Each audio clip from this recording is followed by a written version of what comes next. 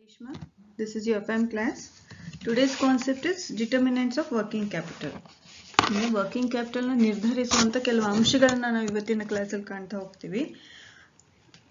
Working capital requirement of a concern are affected by number of factors. ಎಷ್ಟೊಂದು ಅಂಶಗಳು ಅದ್ರ ಮೇಲೆ ಪ್ರಭಾವನ ಬೀರುತ್ತೆ.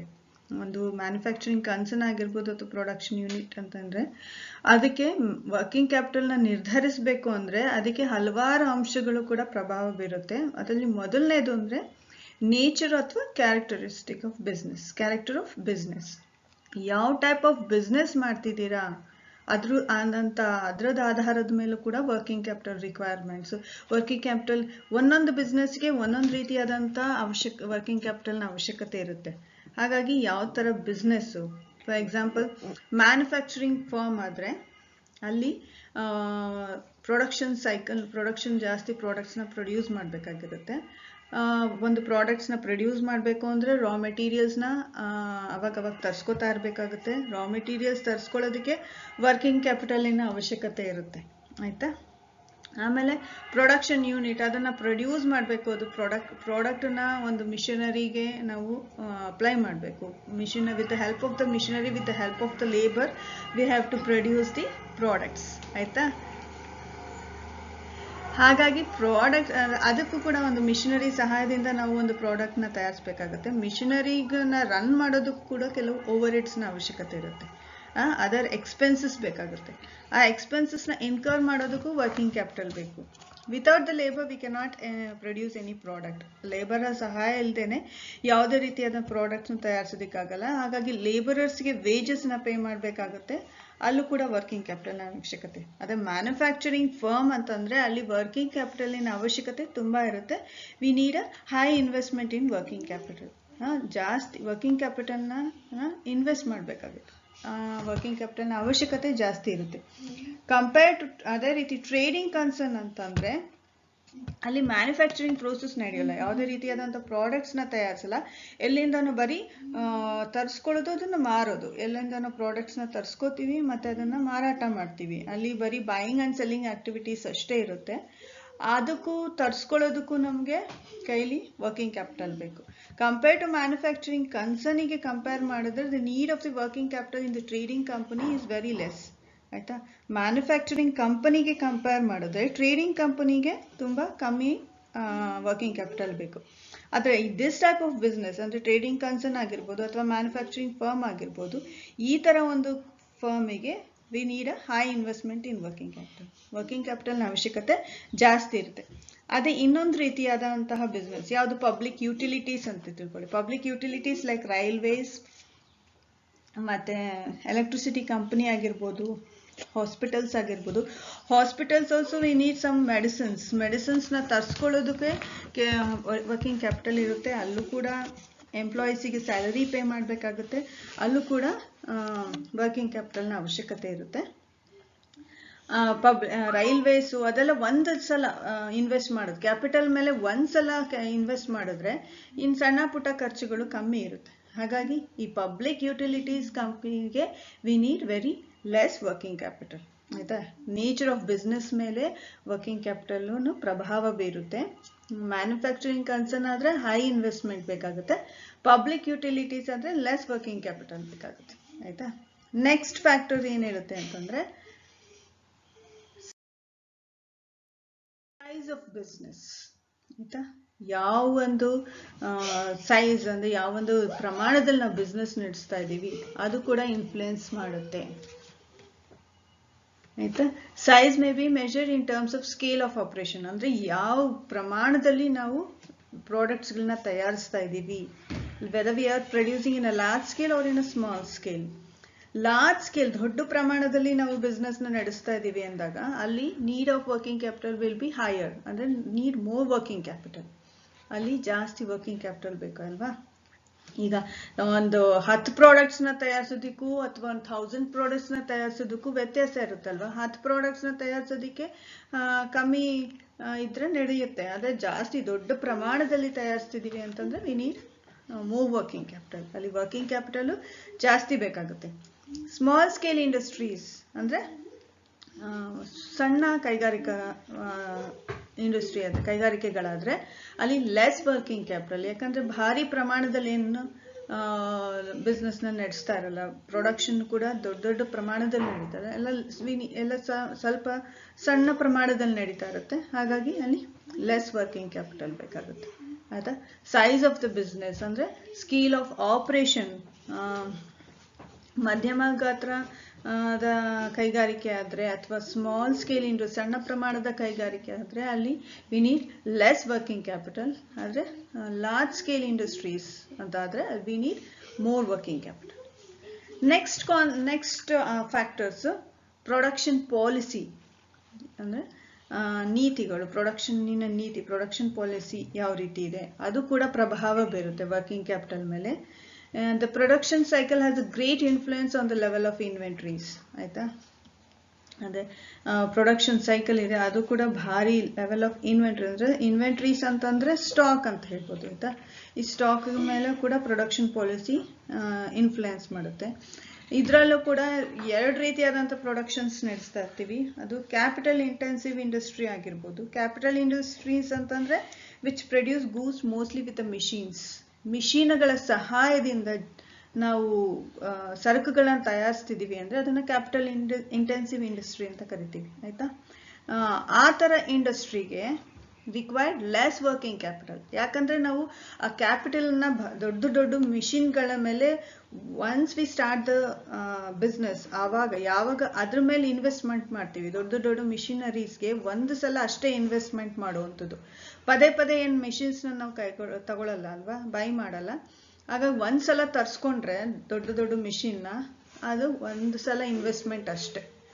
ಇನ್ನು ಮಿಕ್ಕಿದೆಲ್ಲ ಮಿಷಿನರಿ ಸಹಾಯದಿಂದನೇ ನಾವು ಪ್ರಾಡಕ್ಟ್ಸ್ನ ತಯಾರಿಸ್ತಾ ಹೋಗ್ತೀವಿ. ಅಲ್ಲಿ ಅಷ್ಟು ವರ್ಕಿಂಗ್ ಕ್ಯಾಪಿಟಲ್ ಅವಶ್ಯಕತೆ ಇರೋದಿಲ್ಲ. ಮತ್ತು ಕ್ಯಾಪಿಟಲ್ ಇಂಟೆನ್ಸಿವ್ ಇಂಡಸ್ಟ್ರಿ ಅಂದರೆ ರಿಕ್ವೈರ್ ಮೋರ್ ಫಿಕ್ಸ್ಡ್ ಕ್ಯಾಪಿಟಲ್. ಅಂದರೆ ಮಿಷಿನರೀಸ್ನ ಒಂದು ಸಲ ಅಷ್ಟೇ ನಾವು ಬೈ ಮಾಡ್ತೀವಿ, ಆಗ ಫಿಕ್ಸ್ಡ್ ಕ್ಯಾಪಿಟಲ್ನ ಒಂದು ಸಲಕ್ಕಷ್ಟೇ ಇನ್ವೆಸ್ಟ್ಮೆಂಟ್ ಮಾಡ್ತೀವಿ. ಹಾಗಾಗಿ ಒಂದು ಸಲ ಕ್ಯಾಪಿಟಲ್ ಇನ್ವೆಸ್ಟ್ಮೆಂಟ್ ಮಾಡಿದ್ವಿ ಅಂದಾಗ ಅದು ಪದೇ ನಮಗೆ ಮತ್ತೆ ಇನ್ವೆಸ್ಟ್ಮೆಂಟ್ ಮಾಡೋ ಅವಶ್ಯಕತೆ ಇರೋಲ್ಲ. ಹಾಗಾಗಿ ಅಲ್ಲಿ ಲೆಸ್ ವರ್ಕಿಂಗ್ ಕ್ಯಾಪಿಟಲ್. ಈಗ ಫಾರ್ ಎಕ್ಸಾಂಪಲ್ ಈಗ ನೋಡಿ, ಒಂದು ಮಿಷಿನ್ ಮಾಡುವಂಥ ಕೆಲಸ 10 ಲೇಬರರ್ಸ್ ಮಾಡುವಂಥ ಕೆಲಸ ಒಂದು ಮಿಷಿನ್ ಮಾಡುತ್ತೆ. ಆಯಿತಾ. ಈಗ ನಾವು 10 ಜನರಿಗೆ ವೇಜಸ್ನ ಪೇ ಮಾಡಬೇಕು, 10 ಜನರದ್ದು ಸ್ಯಾಲರಿ ಇಲ್ಲ ವೇಜಸ್ನ ಮೇಂಟೈನ್ ಮಾಡಬೇಕು ಅಂದರೆ ಅದಕ್ಕೆ ಮತ್ತೆ ಅಡ್ಮಿನಿಸ್ಟ್ರೇಟಿವ್ ಡಿಪಾರ್ಟ್ಮೆಂಟಲ್ಲಿ ಸ್ಯಾಲರಿ ಪೇ ಮಾಡಬೇಕಾಗುತ್ತೆ. ಈ ರೀತಿ ನಾನಾ ಖರ್ಚುಗಳಿರುತ್ತೆ. ಈ ಒಂದು 10 ಜನದ ಕೆಲಸ ಒಂದು ಮಿಷಿನ್ ಮಾಡುತ್ತೆ ಅಂದಾಗ ಅಲ್ಲಿಗೆ ನಮಗೆ ಸ್ವಲ್ಪ ಸೇವ್ ಆಗುತ್ತೆ, ಅಂದರೆ ವರ್ಕಿಂಗ್ ಕ್ಯಾಪಿಟಲ್ ಅವಶ್ಯಕತೆ ಅಷ್ಟು ಇರೋದಿಲ್ಲ.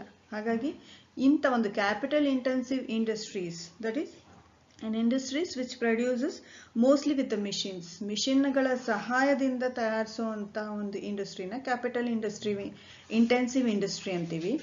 ಈ ಒಂದು ಕ್ಯಾಪಿಟಲ್ ಇಂಟೆನ್ಸಿವ್ ಇಂಡಸ್ಟ್ರಿಗೆ we need less working capital. ಅದೇ labour intensive industries labour intensive industry ಅಂದರೆ an industry which produces goods mostly with the ಲೇಬರ್ಗಳ ಸಹಾಯದಿಂದ ಗೂಡ್ಸ್ಗಳನ್ನು ತಯಾರಿಸೋದನ್ನು ನಾವು ಲೇಬರ್ ಇಂಟೆನ್ಸಿವ್ ಇಂಡಸ್ಟ್ರಿ ಅಂತ ಕರಿತೀವಿ. ಇಲ್ಲಿ ಲೇಬರ್ ಇಂಟೆನ್ಸಿವ್ ಇಂಡಸ್ಟ್ರಿ ಅಂತಂದರೆ ಅಲ್ಲಿ ಲೆಸ್ ಫಿಕ್ಸ್ಡ್ ಕ್ಯಾಪಿಟಲಿನ ಅವಶ್ಯಕತೆ ಅಷ್ಟಾಗಿ ಇರೋದಿಲ್ಲ ಯಾವುದು ಲೇಬರ್ ಇಂಟೆನ್ಸಿವ್ ಇಂಡಸ್ಟ್ರಿಲಿ.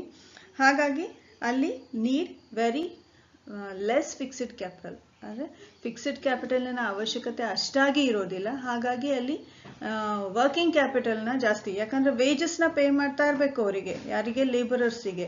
ವೇಜಸ್ನ ದಿನ ಪೇ ಮಾಡಬೇಕಾಗಬಹುದು ಅಥವಾ ಮಂತ್ಲಿ ಸ್ಯಾಲರೀಸ್ನ ಮಂತ್ಲಿ ಪೇ ಮಾಡ್ತೀವಿ, ವೇಜಸ್ನ ಡೈಲಿ ವೇಜಸ್ ಮೇಲೆ ಪೇ ಮಾಡ್ತಾ ಹೋಗ್ತೀವಿ. ಆಗ ವರ್ಕಿಂಗ್ ಕ್ಯಾಪಿಟಲ್ ಬೇಕೇ ಬೇಕಲ್ವಾ. ಹಾಗಾಗಿ ಇಲ್ಲಿ ಲೇಬರ್ ಇಂಟೆನ್ಸಿವ್ ಇಂಡಸ್ಟ್ರಿ ಅಂತಂದರೆ ನೀಡ್ ಮೋರ್ ವರ್ಕಿಂಗ್ ಕ್ಯಾಪಿಟಲ್ ಜಾಸ್ತಿ ಬೇಕಾಗುತ್ತೆ. ನೆಕ್ಸ್ಟ್ ಫ್ಯಾಕ್ಟರ್ಸ್ ಏನು ಅಂದರೆ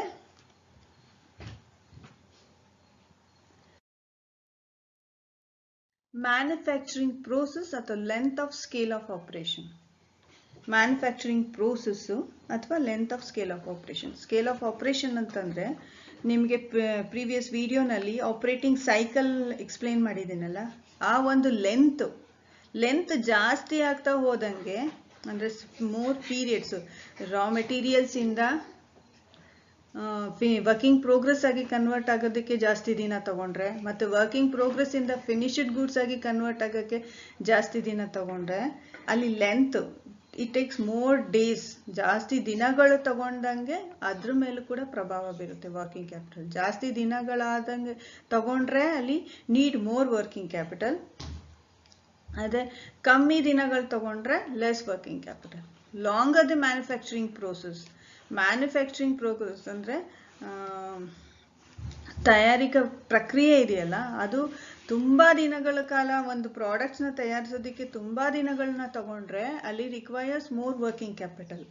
ಅದೇ ಶಾರ್ಟರ್ ಪ್ರೋಸೆಸ್ಸು ಕಮ್ಮಿ ಸಮಯ ತಗೊಂಡ್ರೆ, ಒಂದು ಉತ್ಪನ್ನನ ತಯಾರಿಸೋದಕ್ಕೆ ಕಮ್ಮಿ ಸಮಯ ತಗೊಂಡ್ರೆ ಅಲ್ಲಿ lesser working capital, lower amount of working capital ಇರುತ್ತೆ. ಲಾಂಗರ್ ದಿ ಮ್ಯಾನುಫ್ಯಾಕ್ಚರಿಂಗ್ ಪ್ರೋಸೆಸ್ ತುಂಬ ಲಾಂಗರ್ ಇತ್ತು ಅಂದಾಗ ಅಲ್ಲಿ ಖರ್ಚುಗಳು ಓವರ್ ಹೆಡ್ಸ್ ಎಕ್ಸ್ಪೆನ್ಸಸ್ ಜಾಸ್ತಿ ಆಗ್ತಾವೆ, ಓವರ್ ಹೆಡ್ಗಳು ಜಾಸ್ತಿ ಆಗ್ತಾ ಹೋಗುತ್ತೆ. ಓವರ್ ಹೆಡ್ಗಳನ್ನ ನಾವು ಬಳಸಬೇಕು ಅಂದರೆ ವರ್ಕಿಂಗ್ ಕ್ಯಾಪಿಟಲ್ ಬೇಕು ಅಲ್ವಾ? ಹಾಗಾಗಿ ಅಲ್ಲಿ working capital requirements of working capital is more when compare to shorter process. ಆಯಿತಾ? ಶಾರ್ಟರ್ ಪ್ರೋಸೆಸ್ಸಲ್ಲಿ ಅಷ್ಟಾಗಿ ವರ್ಕಿಂಗ್ ಕ್ಯಾಪಿಟಲ್ ಅವಶ್ಯಕತೆ ಇರೋಲ್ಲ.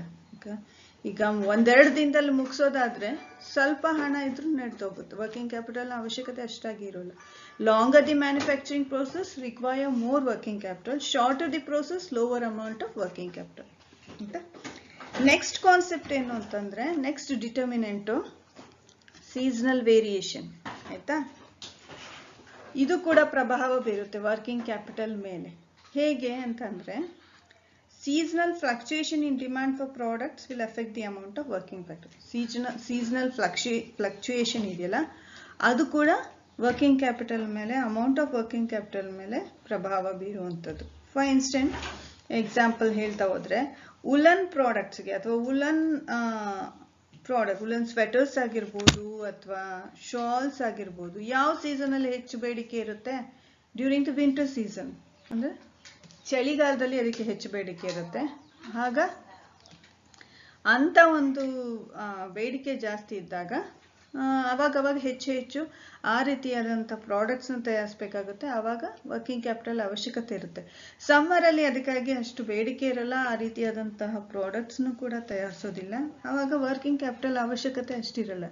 ಡ್ಯೂರಿಂಗ್ ಸೀಸನ್ ಇರೋವಂಥ ಸಮಯದಲ್ಲಿ ನೀಡ್ ಮೋರ್ ವರ್ಕಿಂಗ್ ಕ್ಯಾಪಿಟಲ್.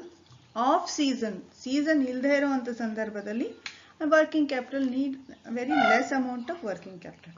ಆಯಿತಾ? ವಿಂಟರ್ ಸೀಸನಲ್ಲಿ ಉಲನ್ ಪ್ರಾಡಕ್ಟ್ಸಿಗೆ ಹೆಚ್ಚು ಬೇಡಿಕೆ ಇರುತ್ತೆ. ಸಮ್ಮರ್ ಸೀಸನ್ನಲ್ಲಿ AC-ಗೆ, ಕೂಲರ್ಗಳಿಗೆ ಇದಕ್ಕೆ ಹೆಚ್ಚು ಬೇಡಿಕೆ ಇರುತ್ತೆ. ಆವಾಗ ನಾವು ಆ ರೀತಿಯಾದಂಥ ಪ್ರಾಡಕ್ಟ್ಸ್ನ ಹೆಚ್ಚು ತಯಾರಿಸ್ಬೇಕಾಗುತ್ತೆ. ಆವಾಗ ಆ ಪ್ರಾಡಕ್ಟ್ಸ್ನ ತಯಾರಿಸ್ಬೇಕು ಅಂತಂದಾಗ ವರ್ಕಿಂಗ್ ಕ್ಯಾಪಿಟಲ್ ಬೇಕಾಗುತ್ತೆ. ಅದೇ ಆಫ್ ಸೀಸನಲ್ಲಿ, ಈಗ ವಿಂಟರ್ ಸೀಸನಲ್ಲಿ AC, ಏರ್ ಕೂಲರ್ಗಳು, ಫ್ಯಾನು ಅದಕ್ಕೆ ಅಷ್ಟು ಬೇಡಿಕೆ ಇರೋಲ್ಲ. ಆಗ ಪ್ರಾಡಕ್ಟ್ಸ್ನು ತಯಾರಿಸಲ್ಲ, ಅದು ಲೆಸ್ ವರ್ಕಿಂಗ್ ಕ್ಯಾಪಿಟಲ್ ಬೇಕಾಗುತ್ತೆ. ಅದಕ್ಕೆ ಯಾವಾಗ ಸೀಸನಲ್ ಫ್ಲಕ್ಚುಯೇಷನ್ ಅಂದರೆ ಸೀಸನಲ್ ಚೇಂಜ್ ಆಗ್ತಾ ಇರುತ್ತಲ್ಲ, ಡ್ಯೂರಿಂಗ್ ದ ಸೀಸನ್ ಇರೋವಂಥ ಸಮಯದಲ್ಲಿ need more working capital. Of the season ಇಲ್ಲದೆ ಇರುವಂಥ ಸಮಯದಲ್ಲಿ ಲೆಸ್ ವರ್ಕಿಂಗ್ ಕ್ಯಾಪಿಟಲ್ ಬೇಕಾಗುತ್ತೆ. ಆಯಿತಾ? ನೆಕ್ಸ್ಟ್ ಡಿಟರ್ಮಿನೆಂಟ್ ಯಾವುದು ಅಂತಂದರೆ,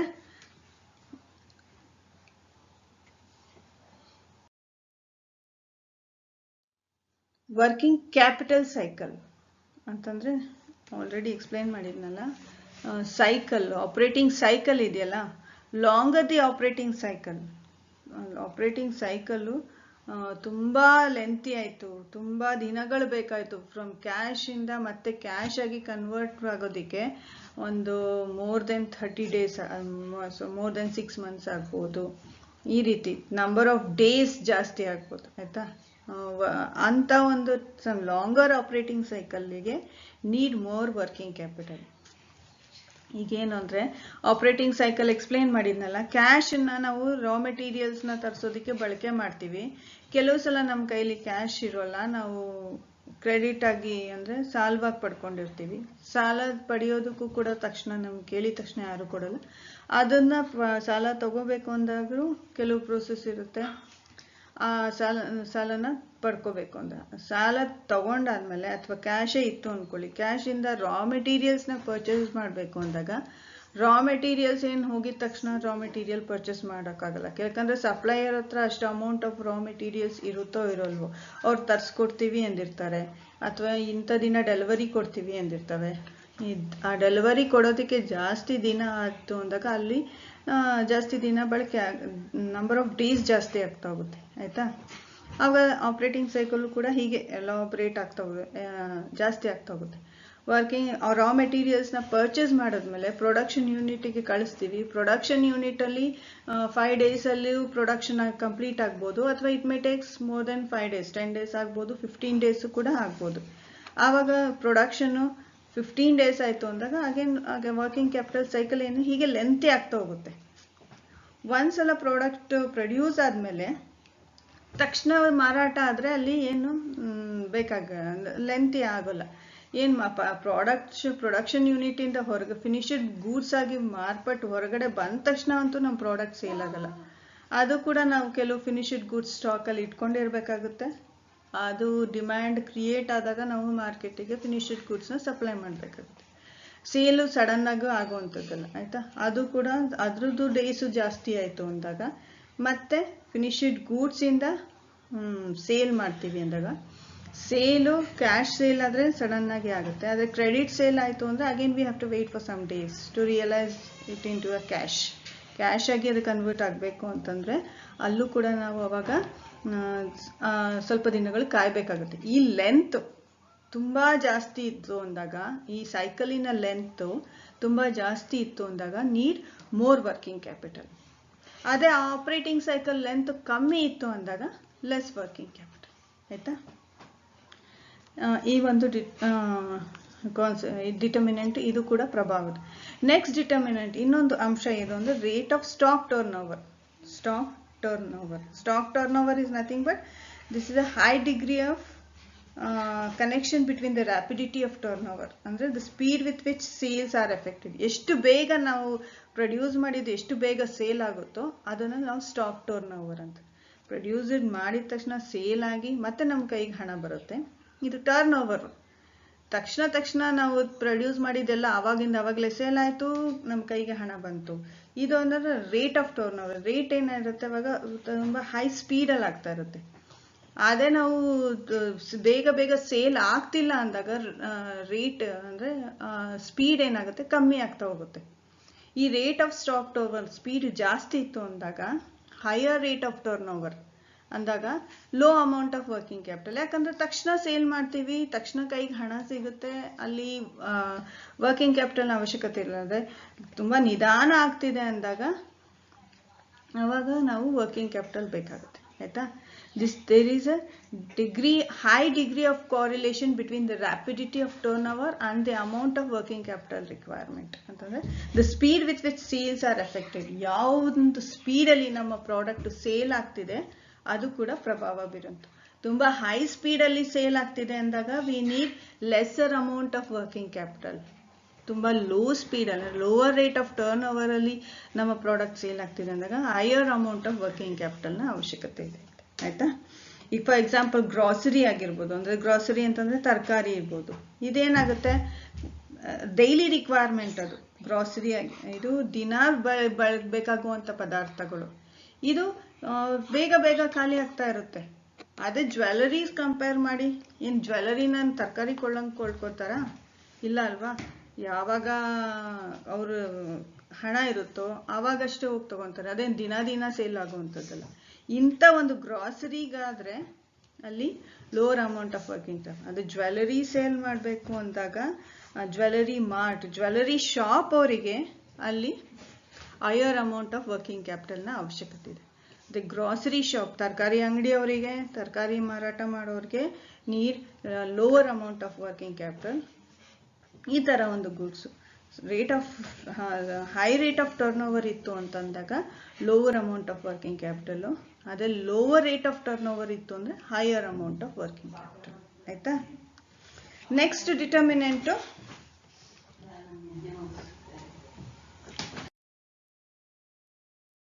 ಕ್ರೆಡಿಟ್ ಪಾಲಿಸಿ ಆಯ್ತಾ. ಇದು ಸಾಲದ ನೀತಿ ಅಂತ ಹೇಳ್ಬೋದು. The credit policy of a firm will also effect the working capital. ಯಾವ ರೀತಿಯಾದ ಪಾಲಿಸಿನ ನಾವು ಅಡಾಪ್ಟ್ ಮಾಡ್ಕೊಂಡಿದ್ದೀವಿ ಅದ್ರ ಮೇಲೂ ಕೂಡ ವರ್ಕಿಂಗ್ ಕ್ಯಾಪಿಟಲ್ನ ನಿರ್ಧರಿಸಬೇಕಾಗುತ್ತೆ. ಲಿಬರಲ್ ಕ್ರೆಡಿಟ್ ಪಾಲಿಸಿ ಅಂದರೆ ಅತಿ ಸ್ಟ್ರಿಕ್ಟ್ ಇರಲ್ಲ, ಅಂತ ಸ್ಟ್ರಿಕ್ಟ್ ಲಿಬರಲ್ ಇತ್ತು ಅಂದಾಗ require larger amount of working capital. ಈಗ ನಾವು ಫಿನಿಶ್ಡ್ ಗೂಡ್ಸ್ ಆಗಿ ಮಾರ್ಪಡಿರ್ತೀವಿ, ಅದನ್ನ ನಾವು ಸೇಲ್ ಮಾಡಬೇಕು. ಸೇಲ್ ಮಾಡ್ಬೇಕಾದ್ರೆ ಎಲ್ಲ ನಾವು ಕ್ರೆಡಿಟ್ ಸೇಲ್ ಆಗಿ ಕೊಟ್ಟರೆ, ಕ್ರೆಡಿಟ್ ಸೇಲ್ ಮಾಡಿದಾಗ ನಮ್ಮ ಕೈಗೆ ಹಣ ಬರಲ್ಲ. ಆವಾಗ ನಮಗೆ ವರ್ಕಿಂಗ್ ಕ್ಯಾಪಿಟಲ್ ಬೇಕಾಗಿರುತ್ತೆ, ವರ್ಕಿಂಗ್ ಕ್ಯಾಪಿಟಲ್ನ ಅವಶ್ಯಕತೆ ಇರುತ್ತೆ. ಕ್ರೆಡಿಟ್ ಪಾಲಿಸಿ ಲಿಬರಲ್ ಅಂದರೆ ಕ್ರೆಡಿಟ್ ಮೂಲಕ ನಾವು ಲಿಬರಲ್ ಕ್ರೆಡಿಟ್ ಪಾಲಿಸಿ ಮಾಡ್ತೀವಿ ಅಂದಾಗ ಅಲ್ಲಿ require larger amount of working capital. ಅದೇ ಟೈಟ್ ಕ್ರೆಡಿಟ್ ಪಾಲಿಸಿ, ತುಂಬ ಸ್ಟ್ರಿಕ್ಟ್ ಕ್ರೆಡಿಟ್ ಪಾಲಿಸಿ ಇತ್ತು ಅಂದರೆ ನಾವು ಸಾಲ ಕೊಡಲ್ಲ, ಹಣ ಕ್ಯಾಶ್ ಕೊಟ್ಟೆ ನಾವು ಪರ್ಚೇಸ್ ಮಾಡಬೇಕು ಅಂದಾಗ ನಮ್ಮ ಕೈಗೆ ನಾವು ಪ್ರಾಡಕ್ಟ್ ಸೇಲ್ ಆದ ತಕ್ಷಣ ಕೈಗೆ ಹಣ ಬರುತ್ತೆ. ಆವಾಗ ವರ್ಕಿಂಗ್ ಕ್ಯಾಪಿಟಲ್ ಅವಶ್ಯಕತೆ ಎಷ್ಟಿರೋಲ್ಲ. ಅದೇ ಲಿಬರಲ್ ಇತ್ತು ಅಂದಾಗ ಕಾಯಬೇಕಾಗುತ್ತೆ ಕೈಗೆ ಹಣ. ಅಲ್ಲಿವರೆಗೂ ಸುಮ್ಮನೆ ಅಂತೂ ಕೂತ್ಕೊಳ್ಳೋಕ್ಕಾಗಲ್ಲ ಅಲ್ವಾ. ಮತ್ತೆ ನಾವು ಸೈಕಲ್ ಮತ್ತೆ ರಾ ಮೆಟೀರಿಯಲ್ಸ್ ತರಿಸ್ಬೇಕು, ಮತ್ತೆ ಪರ್ಚೇಸ್ ಮಾಡಬೇಕು, ಮತ್ತೆ ಪ್ರೊಡಕ್ಷನ್ ಯೂನಿಟ್ ಕಳಿಸ್ಬೇಕು. ಇದಕ್ಕೆಲ್ಲ ಹಣ ಬೇಕಲ್ವಾ. ಹಣ ಬೇಕು ಅಂದರೆ ಅಲ್ಲಿ ನಮ್ಮ ಕೈಲಿ ವರ್ಕಿಂಗ್ ಕ್ಯಾಪಿಟಲ್ ಇತ್ತು ಅಂದರೆ ನಾವು ಸೈಕಲ್ ಪ್ರಾರಂಭ ಮಾಡ್ಬೋದು. ಹಾಗಾಗಿ ನಾವು ಲಿಬರಲ್ ಕ್ರೆಡಿಟ್ ಪಾಲಿಸಿ ಇತ್ತು ಅಂದಾಗ ನಮಗೆ require large amount of working capital. Tight credit policy ಇತ್ತು ಅಂದಾಗ ಅಲ್ಲಿ ರಿಕ್ವೈರ್ ಸ್ಮಾಲರ್ ವರ್ಕಿಂಗ್ ಕ್ಯಾಪಿಟಲ್. ಆಯ್ತಾ. ನೆಕ್ಸ್ಟ್ ಡಿಟರ್ಮಿನೆಂಟ್, ನೆಕ್ಸ್ಟ್ ಅಂಶ ಏನು ಅಂತ ನಿರ್ಧರಿಸುವಂಥದ್ದು ಬಿಸ್ನೆಸ್ ಸೈಕಲ್. ಆಯ್ತಾ. ಬಿಸ್ನೆಸ್ ಸೈಕಲ್ ಅಂತಂದ್ರೆ ಬಿಸ್ನೆಸ್ ಪ್ರಾರಂಭ ಮಾಡಿದಾಗಿಂದ ಹಿಡಿದು ಅದು ಪ್ರಾಡಕ್ಟ್ ಲೈಫ್ ಸೈಕಲ್ ಬಗ್ಗೆ ಕೇಳಿದ್ದೀರಲ್ವಾ, ನೀವು ಮಾರ್ಕೆಟಿಂಗಲ್ಲಿ ಓದಿರ್ತೀರ ಪ್ರಾಡಕ್ಟ್ ಲೈಫ್ ಸೈಕಲ್ ಬಗ್ಗೆ. ಆಯ್ತಾ. ಪ್ರಾರಂಭ ಹಂತದಲ್ಲಿ ನಾವು ಫಸ್ಟ್ ಟೈಮ್ ಸ್ಟಾರ್ಟ್ಅಪ್ ಬಿಸ್ನೆಸ್ ಅಂದರೆ ಫಸ್ಟ್ ಸ್ಟಾರ್ಟ್ ಮಾಡ್ತಾ ಇದ್ದೀವಿ ಬಿಸ್ನೆಸ್ಸು ಅಂದಾಗ ಆವಾಗ ನಮಗೆ ವರ್ಕಿಂಗ್ ಕ್ಯಾಪಿಟಲ್ನ ಅವಶ್ಯಕತೆ ಇರುತ್ತೆ. ಯಾಕಂದರೆ ಫಸ್ಟ್ ಇನ್ವೆಸ್ಟ್ಮೆಂಟ್ ಮಾಡಬೇಕು, ಎಲ್ಲದಕ್ಕೂ ದುಡ್ಡು ಹಾಕಲೇಬೇಕಲ್ವ, ಇನ್ವೆಸ್ಟ್ಮೆಂಟಿಗಿರ್ಬೋದು ಎಲ್ಲದಕ್ಕೂ. ಆವಾಗ ನಮಗೆ ವರ್ಕಿಂಗ್ ಕ್ಯಾಪಿಟಲ್ ಅವಶ್ಯಕತೆ ಜಾಸ್ತಿ ಇರುತ್ತೆ. ಪ್ರಾಡಕ್ಟ್ ಲೈಫ್ ಸೈಕಲಲ್ಲಿ ನೋಡಿರ್ತೀರ, ಪ್ರಾಡಕ್ಟು ಬೂಮ್ ಅಂತಂದರೆ ತುಂಬ ಎಕನಾಮಿಕಲಿ ನಾವು ಇದಾಗಿರ್ತೀವಿ, ಅಂದರೆ ಸ್ಟೇಬಲ್ ಆಗಿರ್ತೀವಿ ಅಂತ. ನಾವು ಬೂಮ್ ಅಂತಂದರೆ ಉನ್ನತಿಯನ್ನು ಸಾಧಿಸಿರ್ತೀವಿ. ಅಂಥ ಒಂದು ಸಂದರ್ಭದಲ್ಲಿ ಮೋರ್ ವರ್ಕಿಂಗ್ ಕ್ಯಾಪಿಟಲ್ ಬೇಕಾಗುತ್ತೆ. ಯಾಕೆ ಅಂದರೆ ಹೆಚ್ಚು ಡಿಮ್ಯಾಂಡ್ ಇರುತ್ತೆ ನಮ್ಮ ಪ್ರಾಡಕ್ಟಿಗೆ. ಡಿಮ್ಯಾಂಡ್ ಜಾಸ್ತಿ ಇದ್ದಾಗ ನಾವು ಅಷ್ಟೇ ಡಿಮ್ಯಾಂಡ್ ಎಷ್ಟಿದೆಯೋ ಅಷ್ಟೇ ಪ್ರಮಾಣದಲ್ಲಿ ನಾವು ಸಪ್ಲೈ ಮಾಡಬೇಕಾಗುತ್ತೆ ಪ್ರಾಡಕ್ಟ್ಸ್ನ. ಆಯಿತಾ. ನೀಡ್ ಸಪ್ಲೈ ಮಾಡಬೇಕು ಅಂದರೆ ಅಲ್ಲಿ ನಾವು ಹೆಚ್ಚು ಪ್ರೊಡಕ್ಷನ್ ಮಾಡಬೇಕಾಗುತ್ತೆ. ಹಾಗಾಗಿ need more working capital. Period of boom ಅಂತಂದರೆ ನಾವು ಒಂದು ನಮ್ಮ ಪ್ರಾಡಕ್ಟಿಗೆ ಒಳ್ಳೆ ಬೇಡಿಕೆಯಿಂದ ಇದ್ದಾಗ V need more working capital. During the period of depression ಅಂತಂದರೆ ನಮ್ಮ ಬೇಡಿಕೆ ಕುಸಿತಾ ಹೋಗ್ತಾ ಇದೆ, ನಮ್ಮ ಪ್ರಾಡಕ್ಟಿನ ಬೇಡಿಕೆ ಕುಸಿತಾ ಇದೆ ಅಂದಾಗ ಆವಾಗ ಪ್ರೊಡಕ್ಷನ್ನ ಅವಶ್ಯಕತೆ ಇರೋದಿಲ್ಲ, ಪ್ರಾಡಕ್ಟ್ಸ್ನ ಹೆಚ್ಚಾಗಿ ತಯಾರಿಸಬೇಕಾಗಿರೋದಿಲ್ಲ, ನಮ್ಮ ಪ್ರಾಡಕ್ಟಿಗೆ ಮಾರ್ಕೆಟಲ್ಲಿ ಡಿಮ್ಯಾಂಡ್ ಕೂಡ ಇರೋದಿಲ್ಲ. ಆಗ ತಯಾರಿಸಿದ್ರೂ ಹೆಚ್ಚು ಕಾಸ್ಟ್ ಜಾಸ್ತಿ ಇನ್ಕರ್ ಆಗುತ್ತೆ, ಮಾರಾಟದಕ್ಕೂ ಪ್ರಾಡಕ್ಟ್ ಸೇಲು ಕೂಡ ಆಗ್ತಿರಲ್ಲ. ಆಯಿತಾ. ಆವಾಗ ಡಿಪ್ರೆಷನ್ನಲ್ಲಿ ಇರುತ್ತೆ ನಮ್ಮ ಒಂದು product. During that period of depression we need lesser amount of working capital. During the period of boom ಅಂತಂದರೆ ಹೆಚ್ಚು ಡಿಮ್ಯಾಂಡ್, ನಮ್ಮ ಪ್ರಾಡಕ್ಟಿಗೆ ಹೆಚ್ಚು ಡಿಮ್ಯಾಂಡ್ ಇತ್ತು ಅಂದಾಗ ನಾವು ಅಷ್ಟೇ ಡಿಮ್ಯಾಂಡ್ ಎಷ್ಟಿದೆಯೋ ಅಷ್ಟು ಪ್ರಮಾಣದಲ್ಲಿ ನಾವು ಸಪ್ಲೈ ಮಾಡಬೇಕಾಗುತ್ತೆ. ಆಗ we need more amount of working capital. During the period of depression, lesser amount of working capital. Next determinant is